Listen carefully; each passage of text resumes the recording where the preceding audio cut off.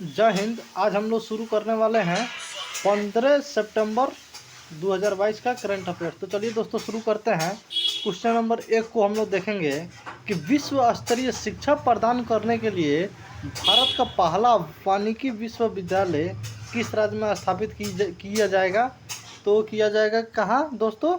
तो तेलंगाना में किया जाएगा।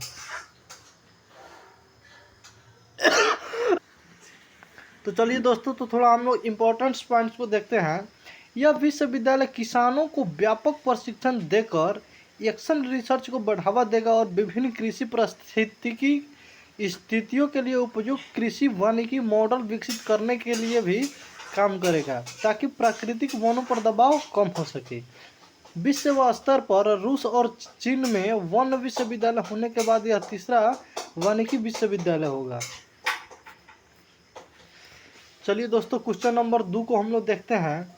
उद्योग और आंतरिक व्यापार संवर्धन विभाग यानी कि DPIIT द्वारा जारी रिपोर्ट के अनुसार वर्ष 2022 में भारत में औद्योगिक निवेश आकर्षित करने वाले राज्यों की सूची में कौन सा राज्य शीर्ष स्थान पर रहा है?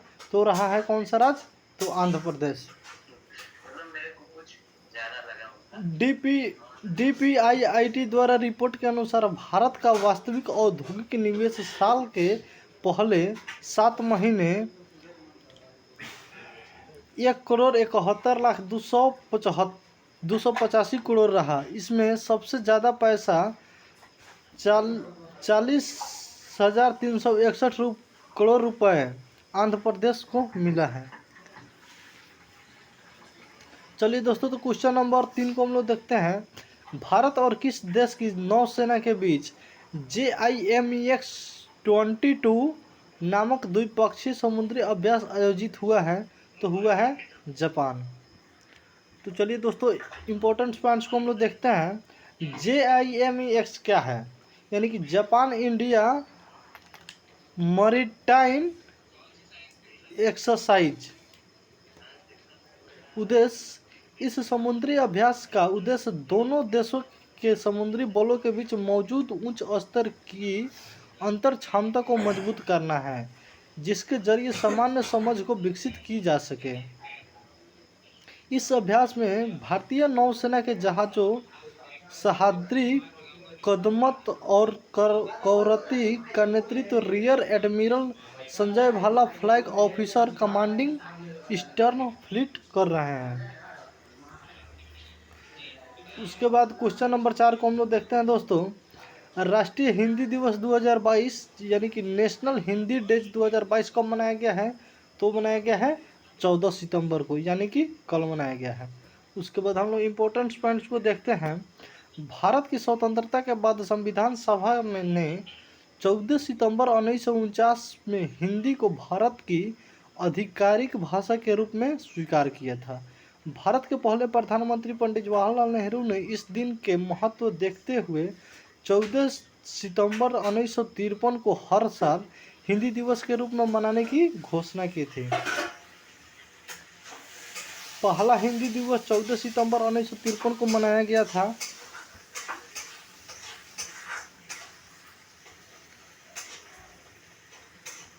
चलिए दोस्तों, क्वेश्चन नंबर 6 को हम लोग देखते हैं। ट्विटर पर 50 मिलियन फॉलोअर्स वाले दुनिया के पहले क्रिकेटर कौन बने हैं? तो बने हैं विराट कोहली। थोड़ा इंपॉर्टेंट पॉइंट्स को हम लोग देखते हैं। भारतीय टीम के स्टार क्रिकेट और पूर्व कप्तान विराट कोहली ट्विटर पर 50 मिलियन फॉलोअर्स वाले दुनिया के पहले क्रिकेटर बन गए हैं। विराट कोहली के ट्विटर के अलावा इंस्टाग्राम पर 211 मिलियन फॉलोअर्स और फेसबुक पर 49 मिलियन फॉलोअर्स शामिल हैं। उसके बाद क्वेश्चन नंबर 7 को हम लोग देखते हैं। दुनिया का सबसे बड़ा हड़प्पा संस्कृति संग्रहालय कहाँ पर स्थापित किया जाएगा? तो जो किया जाएगा राखीगढ़ी, जो हरियाणा में है। थोड़ा इंपॉर्टेंट पॉइंट्स को हम लोग देखते हैं। दुनिया का सबसे बड़ा हड़प्पा संस्कृति संग्रहालय हरियाणा के राखीगढ़ी में लगभग 5000 साल पुरानी सिंधु घाटी कलाकृतियों को प्रदर्शित करने के लिए स्थापित किया जाएगा। हड़प्पा सभ्यता से जुड़े प्रश्न को देखते हैं हम लोग। हड़प्पा सभ्यता की खोज कब हुई? तो कब हुई थी? तो 1921 में दयाराम साहनी एवं राखाल दास बनर्जी ने किया था। हड़प्पा सभ्यता का उत्खनन किसने किया था? तो दयाराम साहनी। उसके बाद हम लोग देखते हैं हड़प्पा सभ्यता की जानकारी का प्रमुख स्रोत क्या है? तो पुरातात्विक खुदाई। हड़प्पा सभ्यता किस युग से संबंधित है? तो कांस्य युग से संबंधित है। हड़प्पा संस्कृति के संदर्भ में शैलकृत स्थापत्य का प्रमाण कहाँ से मिला है? तो धौलावीरा से मिला है। उसके बाद क्वेश्चन नंबर 8 को हम लोग देखते हैं कि जाओ लैरेंको किस देश के राष्ट्रपति बने हैं? तो बने हैं अंगोला के। तो दोस्तों देखते हैं हम लोग जाओ लैरेंको अंगोला के दूसरी बार राष्ट्रपति बने हैं। अंगोला दक्षिणी पश्चिमी अफ्रीका में देश है जिसकी सीमा अटलांटिक समुद्र से लगी है। अंगोला की राजधानी लुआंडा है। मुद्रा उसका अंगोला क्वाजा है। उसके बाद क्वेश्चन नंबर 9 को हम लोग देखेंगे कि किस राज्य सरकार ने फिल्म उद्योगों के लिए पहली सिनेमा पर्यटन नीति 2022 लॉन्च की है? तो किया है गुजरात। थोड़ा इंपॉर्टेंट पॉइंट्स को हम लोग देखते हैं। गुजरात के मुख्यमंत्री भूपेंद्र पटेल ने फिल्म निर्माण उद्योगों के पारिस्थितिकी तंत्र को बढ़ावा देने और पर्यटन अर्थव्यवस्था को प्रोत्साहित करने के लिए राज्य की पहली सिनेमा पर्यटन नीति 2022 की शुरुआत की है। इस नीति का मुख्य उद्देश्य गुजरात राज्य में निवेश लाना, फिल्म इंफ्रास्ट्रक्चर के विकास को सुगम करना और फिल्म प्रोडक्शन इंडस्ट्री में युवाओं को रोजगार प्रदान करना। उसके बाद थोड़ा हम लोग गुजरात के बारे में देखते हैं। गुजरात की राजधानी गांधीनगर है। गुजरात का मुख्यमंत्री भूपेंद्र पटेल हैं। गुजरात के गवर्नर है आचार्य देवव्रत। गुजरात का मुख्य न्यायाधीश अरविंद कुमार। गुजरात के समुद्री तट की रेखा सबसे लंबी है 1600 किमी। गुजरात के गिर फॉरेस्ट नेशनल पार्क यानी कि ब्लैक बक नेशनल पार्क, जो Vansda national park, gulf Kutch marine national park, यह सभी गुजरात के महत्वपूर्ण नेशनल पार्क हैं। गुजरात का पड़ोसी देश पाकिस्तान है। गुजरात के 3 पड़ोसी राज्य हैं राजस्थान, मध्य प्रदेश और महाराष्ट्र। गुजरात की लोकसभा सीट 26 गो है, राज्यसभा सीट 11 गो, विधानसभा सीट 182 गो। गुजरात राज्य के लोक नृत्य डंडिया, भवई, तिप्पनी, पधर, गरबा। भारत की पहली लिथियम रिफाइनरी गुजरात में स्थापित की गई थी। दुनिया की सबसे ऊंची मूर्ति स्टैच्यू ऑफ यूनिटी गुजरात के केवड़िया में स्थित है। उसके बाद दोस्तों क्वेश्चन नंबर 10 को हम लोग देखते हैं। 74वें प्राइम टाइम इमी अवार्ड्स 2022 में ड्रामा सीरीज की कैटेगरी में सर्वश्रेष्ठ अभिनेता के पुरस्कार किसने जीता है? तो जीता है ली जोंग जे।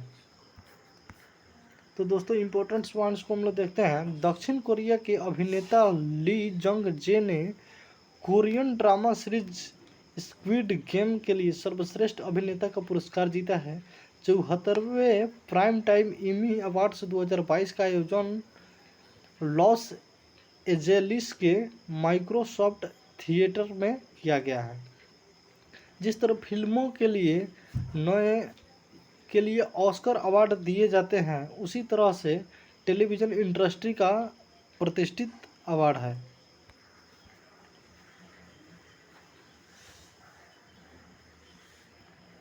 उसके बाद दोस्तों क्वेश्चन नंबर 11 को हम लोग देखते हैं।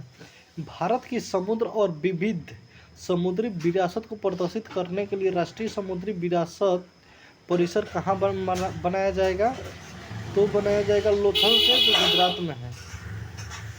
उसके बाद इंपॉर्टेंट पॉइंट्स को देखते हैं दोस्तों। केंद्रीय पथ परिवहन और जल मार्ग मंत्रालय द्वारा गुजरात स्थित सिंधु घाटी सभ्यता के ऐतिहासिक शहर लोथल में राष्ट्रीय समुद्री विरासत परिसर यानी कि NMHC का निर्माण किया जा रहा है। इस परियोजना की आधारशिला प्रधानमंत्री नरेंद्र मोदी द्वारा रखी गई है। उसके बाद हम लोग देखते हैं दोस्तों क्वेश्चन नंबर 12 को हम लोग देखते हैं। भुगतान सेवा से जुड़ी बहुराष्ट्रीय कंपनी यानी कि American express banking corporation India के नए CEO कौन बने हैं? तो संजय खन्ना बने हैं। तो दोस्तों हम समझाना चाहते हैं CEO क्या होता है। CEO यानी कि चीफ एग्जीक्यूटिव ऑफिसर होता है, जिसके अंदर सारे एम्प्लॉय वर्क करते हैं, यानी कि CEO के ऊपर कोई एम्प्लॉय नहीं होता है। संजय खन्ना बहुराष्ट्रीय company American express banking corporation India के नए CEO बने हैं। इसकी स्थापना हुई थी, अमेरिकन एक्सप्रेस कंपनी की स्थापना हुई थी मार्च 1850 में। मुख्यालय न्यूयॉर्क में है, जो अमेरिका में है। तो चलिए दोस्तों, आज हम लोग स्टैटिक्स जीके को हम लोग पढ़ते हैं।